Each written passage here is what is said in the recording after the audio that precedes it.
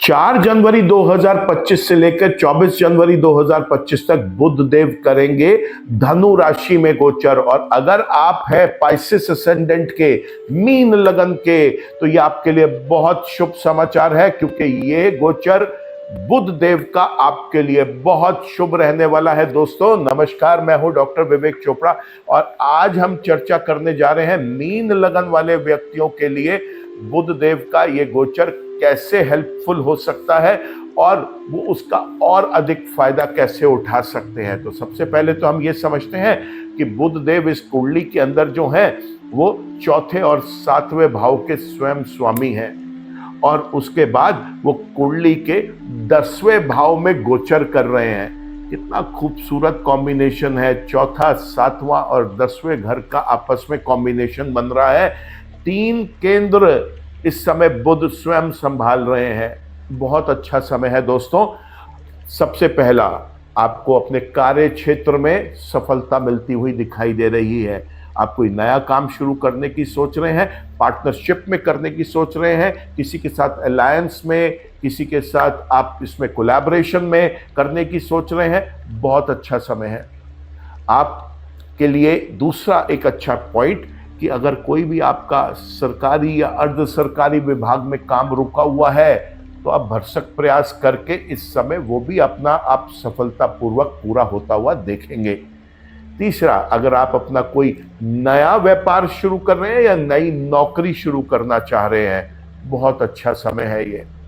Next, आपके जो भी पार्टनर्स हैं, अगर आप मैरिड हैं तो पति पत्नी के बीच में संबंधों में बहुत मधुरता और प्यार बढ़ता हुआ दिखाई दे रहा है। दूसरा, आपके पार्टनर्स के साथ आपके रिलेशनशिप्स बहुत अच्छे रहेंगे।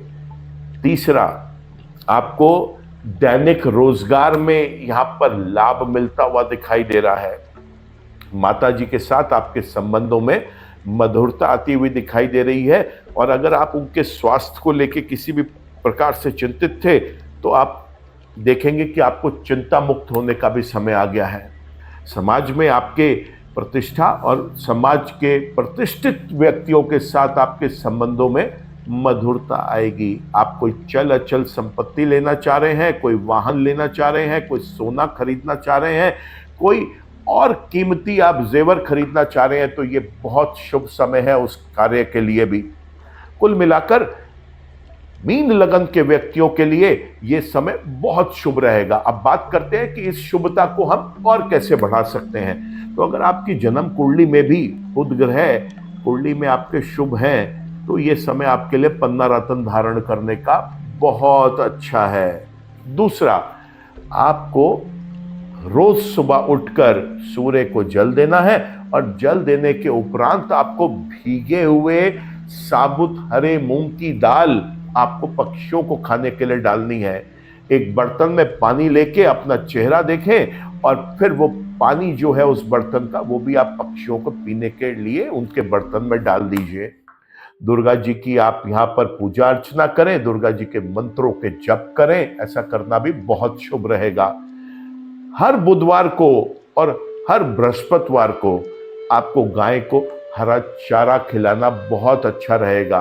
केले के पेड़ की पूजा कर सकते हैं तो करिए, अन्यथा शिवलिंग के ऊपर जाकर केला चढ़ाएं। ऐसा करने से भी आपको बड़े अच्छे रिजल्ट्स मिलेंगे। अंधेरे में सोने से बचें, वहां पे पीला या लाल रंग का बल्ब आप लगाएं और फिर उस रोशनी में आप रात को सोएं।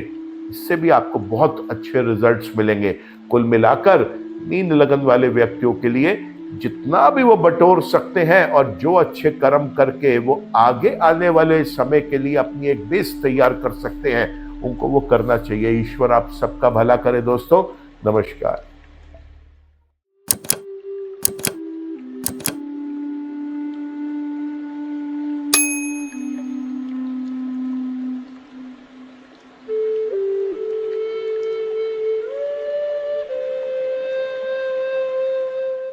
जीवन की सभी प्रकार की व्यक्तिगत, पारिवारिक और व्यावसायिक समस्याओं के समाधान के लिए तुरंत संपर्क करें।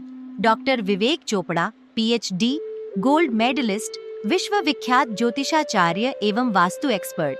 कॉल अथवा व्हाट्सएप करें 9311131069 9212431069।